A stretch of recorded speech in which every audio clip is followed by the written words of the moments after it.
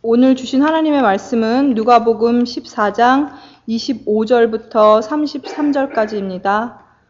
허다한 무리가 함께 갈새 예수께서 돌이키사 이르시되 물은 내게 오는 자가 자기 부모와 처자와 형제와 자매와 및 자기 목숨까지 미워하지 아니하면 능히 나의 제자가 되지 못하고 누구든지 자기 십자가를 지고 나를 좇지 않는 자도 능히 나의 제자가 되지 못하리라.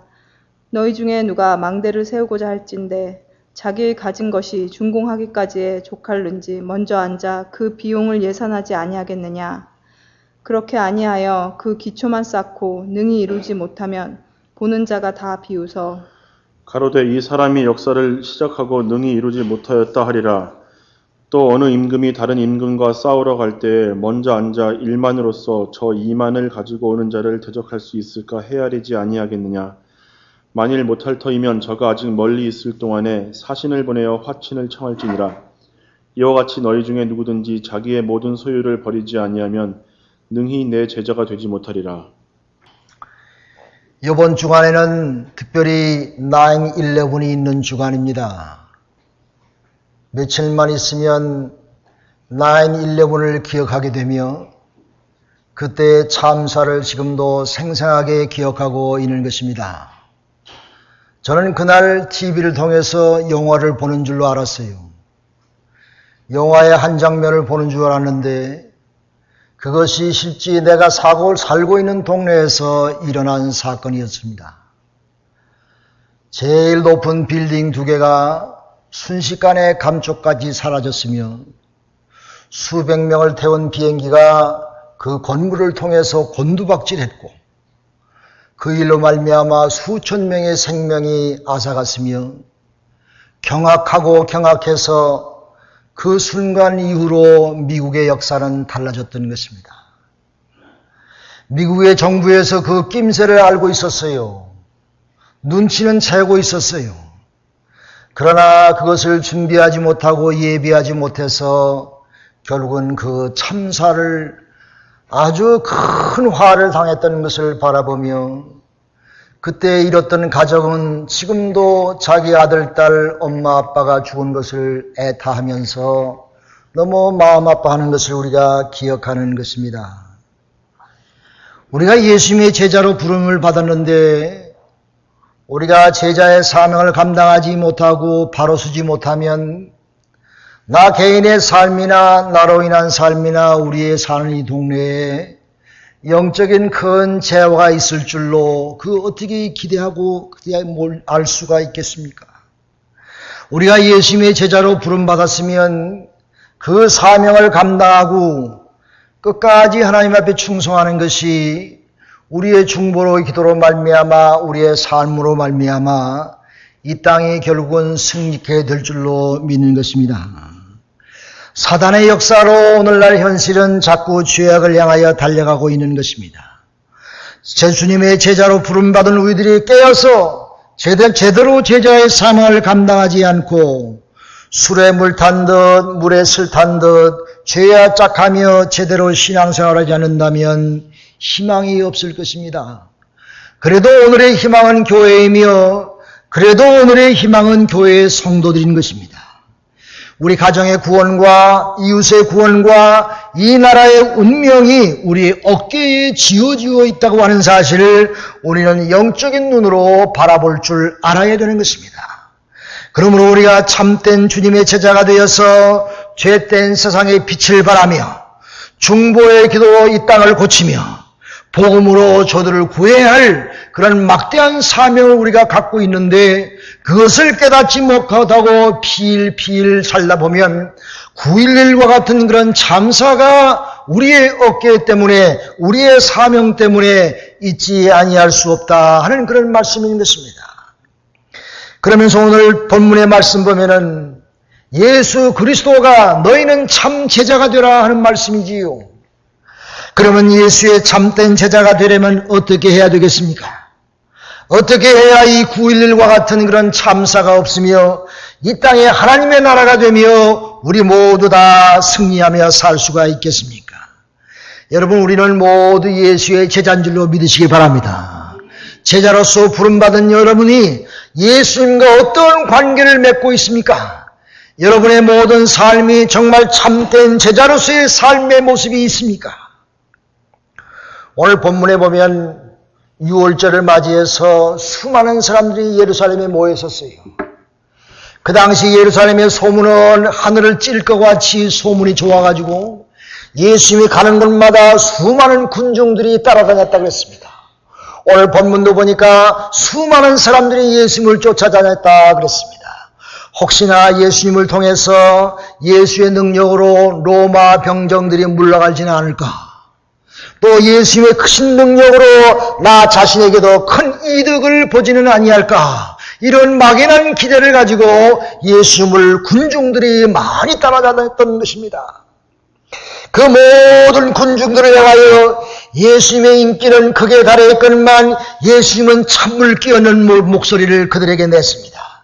예수님께서 그들에게 말씀하시기를 내게 오는 자는 자기 부모와 처자와 형제와 자매를 미워하고 또 자기 자신까지 미워하지 아니하면 나의 제자가 되지 못하리라. 오늘날 각 교회에서 이런 식으로 말씀 증거하면 교인들 다 도망갈 거예요. 예수님의 이 말씀을 듣고 사실 예수님에게 그렇게 사랑을 부리짖던 예수가 자식을 미워하라고 나 자신을 미워하라고 예수님 당신이 얘기하는 사랑의 복음은 어디 갔소? 불평하면서 많은 군중들이 다 물러갔습니다. 그들은 떠났습니다. 눈을 뜬 장님이었던 것입니다. 이 말씀의 뜻은 예수님께서 하신 말씀의 뜻은 처자나 자신을 하나님보다 더 사랑하는 자는 예수의 제자가 될 수 없다는 말씀이지요. 이 마음이 여기에 나와 있는 미움이라고 하는 것은 진실된 의미의 깊은 의미의 사랑을 얘기하고 있는 것입니다. 예수님께서 내 자식을 미워하라, 너 자신을 미워하라 하는 그 말씀은 미움 뒤에 밑바닥에 깔려있는 극진한 사랑을 우리에게 말씀해 주고 있는 것입니다. 여러분, 진실로 자식을 하나님보다 더 사랑하거나 자신을 하나님보다 더 사랑하거나 하나님의 뜻에 어긋나게 자식에게 목을 매듯이 자식에게 매달리는 사람들은 도리어 그 자식을 망치게 되는 것입니다. 자식이 우상이 되어서 하나님을 섬기지 아니하고 그 자식이 마마보이가 돼서 이 세상에서 실패하는 실패자가 될 수밖에 없는 것입니다. 내가 자식을 사랑하면 사랑할수록 매를 들어야 되며 자식에게 모든 훈련과 교육으로 광야 같은 세상에서 살아가는 방법을 가르쳐야 되는 것입니다. 자식을 미워해야 되는 것입니다. 동생을 미워해야 되는 것입니다. 여러분, 스코틀랜드에 동생을 미워한 언니의 이야기가 전해 내려오고 있습니다. 부모를 일찍 여의고 이 언니는 동생을 키웠어요. 고생해서 동생을 키웠어요. 사랑으로 키웠어요. 이 동생을 시집을 갔는데 결혼 생활에 어찌했는지는 몰라도 자기 동생이 자기가 낳은 자식을 죽여버렸어요. 그래서 경찰에 고발이 되어서 잡혀갔습니다. 그런데 이 언니 헬렌이 그 동생을 감싸는 말 한마디만 했을지라도 알리바이가 형성돼서 동생의 죄가 숨겨질 수 있었는데 언니는 거짓말하지 아니하고 솔직하게 말해서 그 동생은 잡혀갔습니다. 법정에 서가지고 사형언도가 받았습니다. 사형언도를 받고 죽을 수밖에 없는 처지가 됐습니까? 여러분, 이 언니가 동생을 미워서 그랬을까요? 언니는 동생을 사랑해서 사랑으로 키운 동생인 것입니다. 이 언니는 이 동생의 영혼을 더 귀하게 생각했던 것입니다. 그의 육신은 죗값으로 죽을지라도 그의 영혼은 정직하게 하나님께 나와 그 영혼이 살기를 바랬던 것입니다. 이 언니의 마음이 얼마나 찢어지는지 맨발로 400마일을 뛰었습니다. 동생을 생각하면서 국왕이여 내 동생의 죄를 용서하시고 사면해 주시옵소서 간곡히 간청하며 400마일을 맨발로 뛰었어요. 여인의 발로. 그 발은 찢겨졌습니다. 피가 났습니다. 주위에 있는 사람들이 그 모습을 보고 감동을 받고 이 국왕도 그 언니의 모습을 보고 감동을 받아서 그 죄 지은 그 동생을 사면해 주었습니다. 이것이 사랑이 아닙니까? 이것이 진정한 의미에서 동생을 미워하지만 동생의 생명을 구하기 위한 사랑의 깊은 뜻이 아니겠습니까? 사랑이라는 것은 이처럼 의로우며 이처럼 뜨거우며 이처럼 희생을 동반하는 것이 사랑인 것입니다.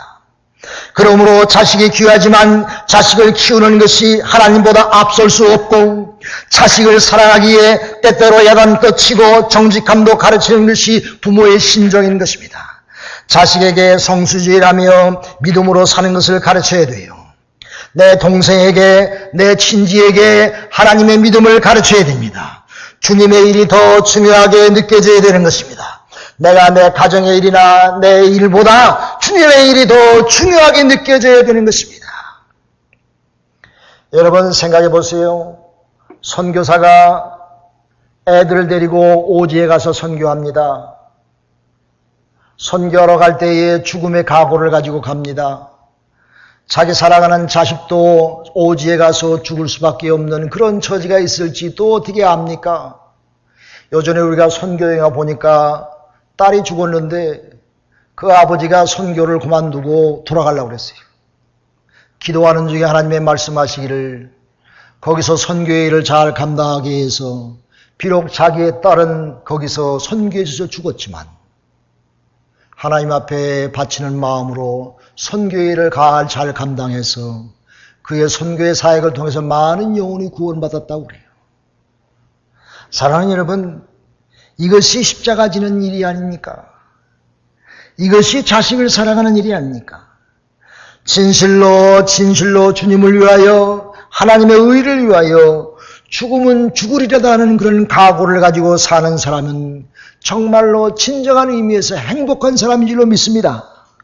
진정한 의미에서 그 사람은 복된 사람이며 진정한 의미에서 그 사람이야말로 삶의 목적을 발견한 사람이요 그 사람이야말로 그 사람의 삶이야말로 가장 값지고 보람된 삶을 사는 사람이라고 우리가 일컬을 수가 있는 것입니다. 오늘날 세련된 현대인 교인들에게는 그런 것을 기대할 수가 없지요. 주님 우리에게 말씀하십니다. 내게 오는 자는 자기 부모와 처자와 형제와 자매와 자기 목숨까지 미워하지 아니하면 능히 너희가 내 제자가 되지 못하리라 이렇게 말씀했습니다. 이 의미를 우리가 진실로 지금 깨닫게 되는 것입니다. 사랑하는 여러분, 노아의 방주에 8 식구가 살지 않았어요. 모든 사람이 물로 멸망했지만은 그래도 하나님께서 노아의 식구들을 살렸다는 것입니다. 소돔과 고모라가 의인 10명이 없어서 멸망되겠지만은 하나님은 그래도 롯의 식구들을 살려서 인종의 모든 것을 계승했던 것입니다. 하나님께서 우리 베델교회를 사랑하셔서 여러분을 사랑하셔서 여러분을 구원의 남은 자로 삼게 하신 줄로 믿으시길 바랍니다. 죄 많은 세상에서 그래도 하나님은 여러분에게 기대를 갖고 있습니다. 하나님 우리에게 기대하시는 것입니다. 하나님 우리에게 남은 자로 삼으셔서 우리를 통해서 하나님의 크신 일을 이루기 위해서 우리를 지도하시고 인도하시고 역사하신 줄로 믿으시기를 주님의 이름으로 축원합니다. 둘째, 예수님께서 우리에게 말씀하시기를 누구든지 자기 십자가를 지고 나를 쫓지 않는 자도 능히 나의 제자가 되지 못하리라 그렇게 말씀하셨습니다. 힘들고 고통스러운 십자가를 지는 생활을 하라는 말씀인 것입니다. 믿음 생활은 예수님께서 십자가를 지고 골고다를 언덕을 올라간 것과 같은 그런 십자가를 지고 헌신 봉사하는 삶을 살지 아니하면 내가 나의 제자가 될 수 없다 하는 말씀이지요. 여러분, 예수 믿는 사람 가운데 두 종류가 있습니다. 한 사람은 말씀을 듣기만 하는 자들이 있지요. 말씀 듣는 걸 얼마나 좋아하는지 온갖 것 다 들어요. 또 한 사람은 스승의 뒤를 따르면서 실천하며 십자가를 지는 사람이 있습니다. 말씀을 듣는데 그치지 않고 그 말씀대로 순종하며 실천하며 십자가를 지고 신앙생활하는 사람들이 정말 진정한 의미에서 예수님의 제자인 줄로 믿습니다. 예수님의 제자가 되는 데는 듣는데 그치는 사람인 것이 아닌 것입니다. 내가 십자군이 되어서 군대에 입대하는 것입니다. 영적인 싸움터에 영적인 싸움을 싸우는 사람들이 예수 그리스도의 제자인 것입니다. 싸움터에 나가는 군인은 개인의 안녕을 생각할 수 없지요. 처자와 자식을 생각할 수 없지요. 자기의 생명까지 바칠 각오를 가져야 전쟁터에 나가게 되는 것입니다. 내가 예수님의 제자로 부름받아서 영적인 전쟁터에 내가 내 십자가를 지고 따라가며 갈 수가 있는 것입니다. 여러분, 1차 세계대전 때에 영국의 젊은이들이 매일매일 전쟁터에 나갔습니다. 끌려나간 것이 아니라 자진해서 나갔습니다.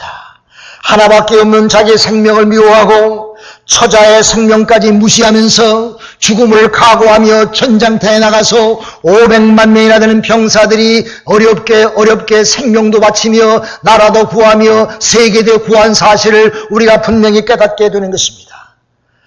자유를 위해서, 나라를 위해서 그들의 숭고한 죽음이 있었기에, 그들의 숭고한 십자가의 희생이 있었기에 오늘날 우리의 인생의 모든 삶이 올바른 길로 가게 되는 것입니다.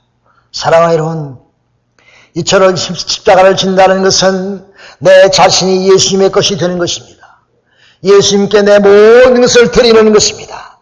내가 예수님께 다 드리며 주님이 원하시는 십자가를 지고 그 십자가의 부름에 합당한 삶을 사는 것이 참 제자의 삶인 것입니다.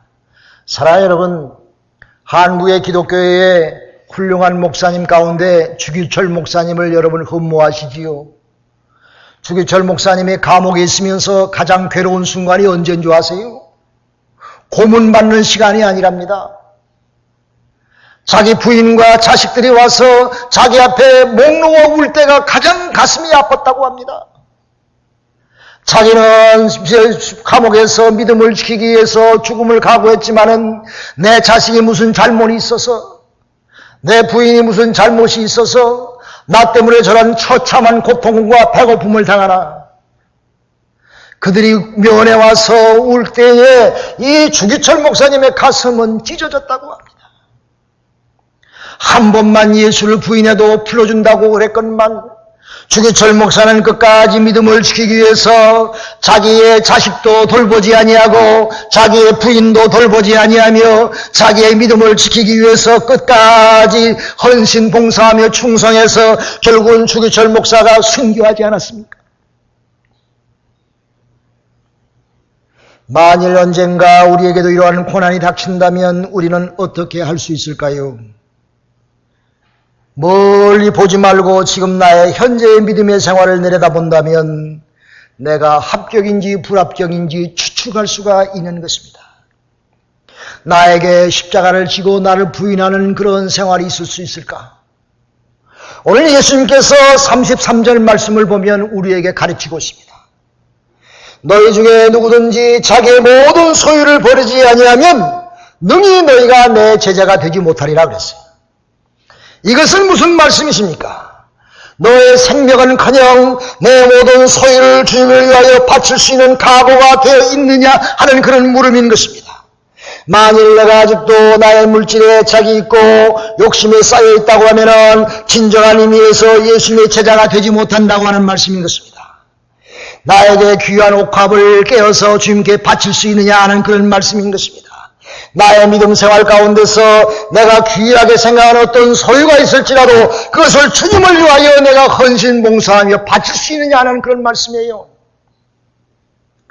우리 교회에서 주일날 제가 설교한 다음에 사무실에 있는데 문을 똑똑똑똑 두드리며 어느 분이 나의 방에 들어왔어요. 목사님, 조금 기다리세요. 제가 어디 좀 잠깐 갔다 와야 되는데 기다리세요 그러더라고요. 그래서 알겠습니다 그랬더니 얼마 좀 지났는데 이분이 봉투를 두툼한 거를 가져와 가지고 나한테 내미더라고요. 하시는 말씀이, 목사님, 내가 그동안 비상금으로 모아놓은 건데 하나님께 바칩니다. 아마 내가 생각하기에 아마 그 비상금이 자기 신앙생활 하는데 거친 돌이 됐는지, 또 그것을 통해서 하나님께 영광을 돌리고 싶은 마음이 있었는지, 그 속마음은 잘 모르지만 추측은 할 수 있어요. 내 있는 소유를 주님 앞에 다 바치고 내 몸과 마음을 다 헌신하는 마음으로 새롭게 믿음 생활하기 위해서 한두 푼이 아니고 수천 불이야. 여러분 그럴 수 있어요? 내 마음속에 정말 주님을 위하여 참 제자의 자세가 없이는 할 수 없는 일인 것입니다.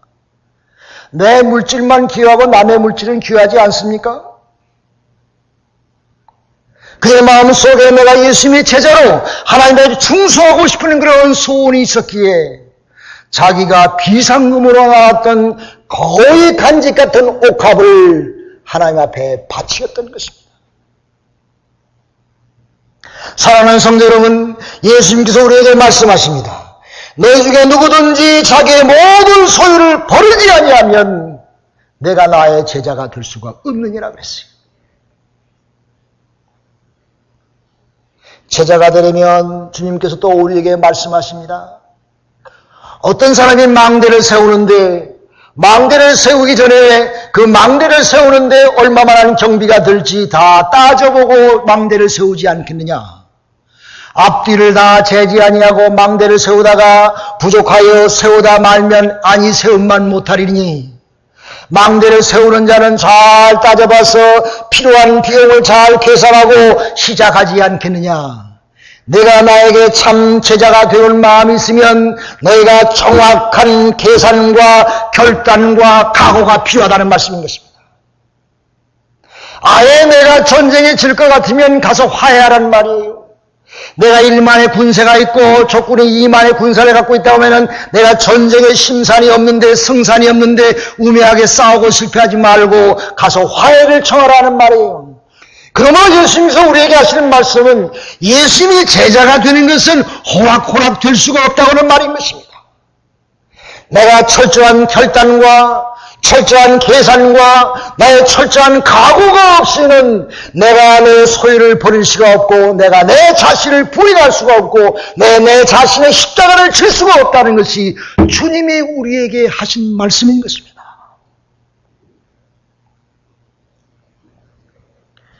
그러기 위해서 우리는 어떻게 해야 됩니까? 마지막으로 우리는 하나님 앞에 참 제자가 되기 위해서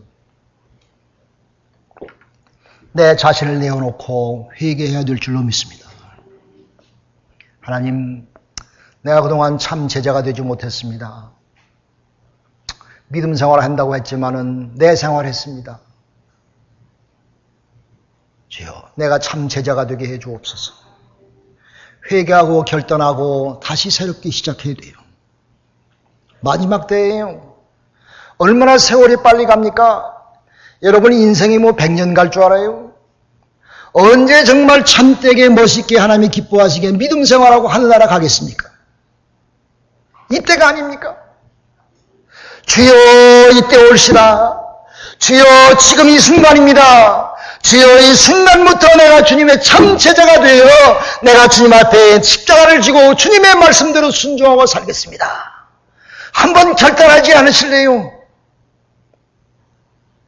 한국의 교회의 부흥의 밑거름이 된 사람 가운데서 하디 선교하고 주기철 길선주 장로를 택할 수 있지요. 그들이 회개했어요. 그들이 회개한 그 불씨가 천국을 휩쓸었습니다. 이 길선주 장로와 하디 선교사의 회개 운동이 한국의 오늘날 교회의 밑거름이 되었습니다. 믿으시기 바랍니다. 저도 이 자리에 목사가 되셨지만은 우리 집안이 4대까지 지금 예수를 믿지요. 우리 할머님이 핍박받으면서 예수 믿었어요. 할아버지한테 매맞으면서 예수 믿었어요. 김익도 목사님에게 가서 은혜 받았어요. 우리 할머니의 그 핍박받으며 받는 그 신앙의 불씨가 남편도 전도시켰으며 남편이 장로가 돼서 교회까지 세웠지요.